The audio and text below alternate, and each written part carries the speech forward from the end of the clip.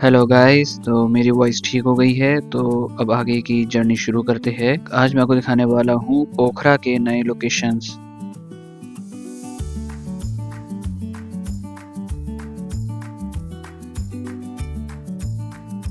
Journey की शुरुआत हो रही है सारनकोट से।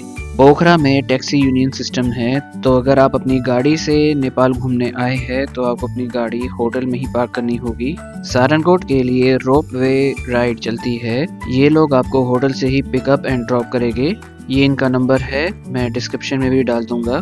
आप अपने होटल से या बाहर कहीं से भी इन्हें कॉल करके लोकेशन पे बुला सकते हैं। ध्यान रहे, ये लोग सिर्फ आपको ही नहीं, आपके अलावा और भी कई लोगों को पिकअप एंड ड्रॉप करते हैं अलग अलग लोकेशन से।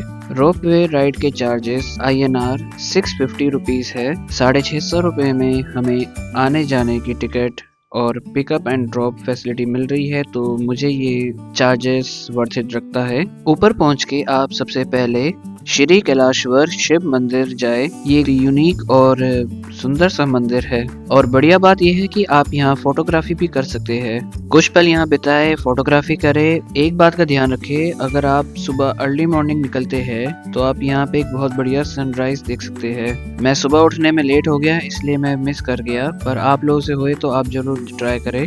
फिर आप लोग सारनकोट कैफे में जाए। ये यूरोपियन स्टाइल में बना एक छोटा सा कैफे है, जिसके आसपास थोड़ा यूरोपियन स्ट्रक्चर बनाया हुआ है। यहाँ पर आप फोटोग्राफी भी कर सकते हैं और चाहे तो रेस्टोरेंट में कुछ खा पी भी सकते हैं। तो अब मैं जा रहा हूँ महिंद्रा केव।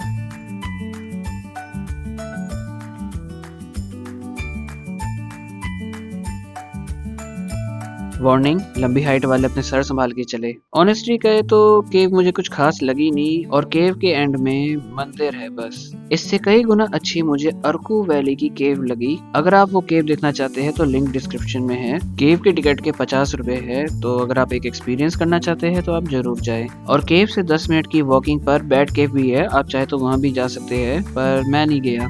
अब मैं जा रहा हूँ श्री विंध्यावासिनी टेम्पल। यहाँ पर सीनियर सिटीजन के लिए लिफ्ट है, पर ये पेड लिफ्ट है जो कम से कम 50 रुपए पर पर्सन है। अगर आप लिफ्ट से नहीं जाना चाहते तो थोड़ा आगे जाके ही आपको सीढ़ियाँ भी मिल जाएगी।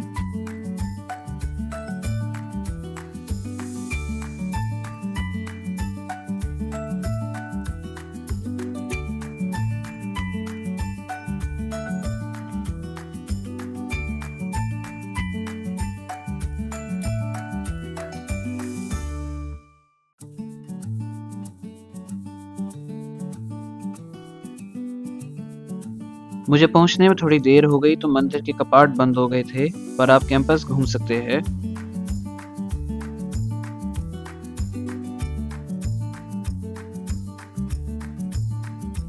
और फोटोग्राफी भी कर सकते हैं।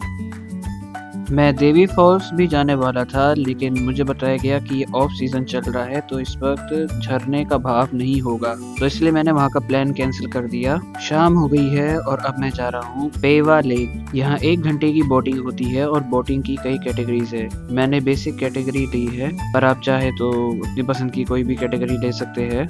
एक बात का ध्यान रहे, यहाँ पर चार्जेस पर पर्सन के हिसाब से नहीं, पर बोट के हिसाब से है। एक बोट में 4 लोगों की कैपेसिटी है, तो अगर आप एक सोलो है तो आपको किसी के साथ कॉन्ट्री करनी पड़ेगी, जैसे मैंने की। बारिश हो जाने की वजह से मेरे को होटल पे जाना पड़ा, तो इस वजह से आज का दिन खत्म होता है। मैं अब आपसे मिलता हूँ अगली वीडियो में, तब तक के लिए टाटा।